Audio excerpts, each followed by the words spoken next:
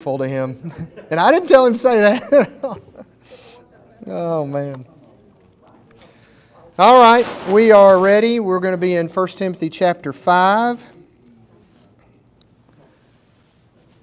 Starting right off the beginning of the chapter. And moving forward.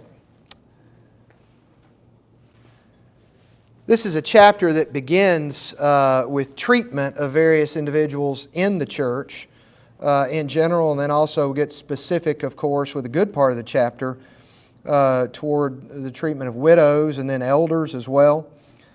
But starting off in verse 1, with certain categories in the church. Do not rebuke an older man, but exhort him as a father, younger men as brothers, older women as mothers, younger women as sisters, with all purity. Pause right there temporarily. When you talk, does anybody have a word in verse 1 other than rebuke?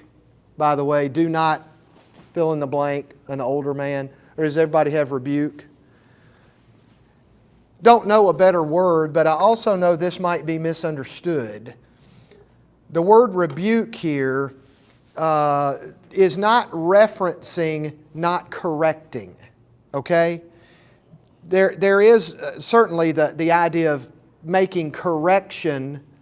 And he's not saying don't correct an older member. If an older person is wrong, in the wrong, they have a wrong theology. There's something in doctrine that certainly matters that they're wrong about, something they would teach or believe, and you want to correct. This word is not the same word as that which is used, the word rebuke in other places of Scripture, which references correction.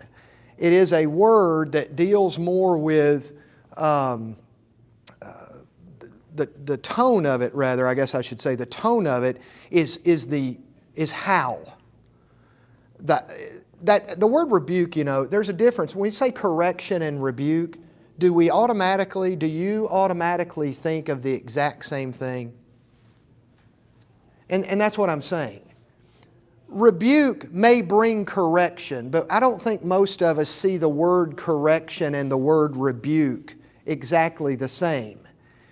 Even if rebuke is for the purpose of bringing correction, the word rebuke, I think most of us interpret the word rebuke as coming in a different fashion than just a more generalized correction.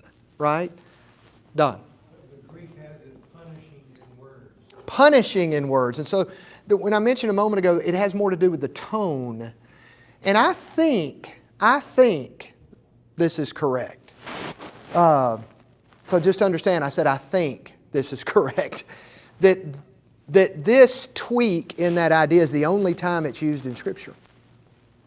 This is a different consideration than the generalized thought of rebuke. And so it is not punishing, Don said, the word not punishing with words. And so the approach is considered. The approach, the tone, maybe even the motive. All of that could be wrapped in and considered. So we're talking about something that may need to be done, but how does it need to be done? Maybe first, why? The respect that we should have, and here's a word, gentleness, that we should maintain. Really, we should strive to maintain anyway. I mean, really, if I'm rebuking a 25-year-old or a 40-year-old, and if that's a male or a female, or if they're a long-time Christian or a short-time Christian, if I'm rebuking, I should, as much as possibly I can, I should start with the idea of doing that, but doing it more gently. I should. But there's special consideration given right here in the how that is done. Hey. I think, I agree with you, but I think sometimes you have a relationship with the person, maybe I do need rebuking. Maybe that's, you have to know who you're dealing Mhm. Sometimes I think that can, that can be, there's three ways you can treat a person. You can leave them alone, you can hug them, or you can kick them in the rear. Mhm. That's what I was always taught, and you gotta know who you're dealing with. So, What does Christy do? probably all of the above. An honest man, an honest man. And I meant with you, that is, with you. What does she do with you? Yeah. All of us could say this. Aren't there some people you can say some things to that you wouldn't just say to just anybody? Or how it's said, right? I mean, there's some, because of a relationship that you understand is different there.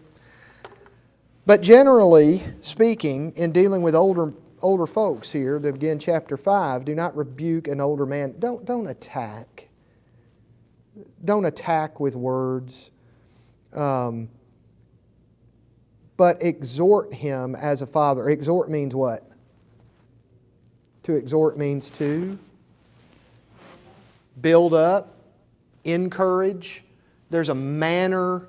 Exhortation brings a certain manner, with it. And then he even goes back now, not just to older ones, but then to younger ones. Still in the same verse, to younger ones. How are they approached? Rather than, listen here, young fella. Older women. Now we move from the males to the females. Older women as mothers. Younger women as sisters with all purity. I want to say something about this last phrase. First of all, let me ask, as I'm prone to do, I know. The close of verse 2, with all purity. This is in New King James. What does your translation use with all purity? Anybody have something besides purity? Absolute. Absolute.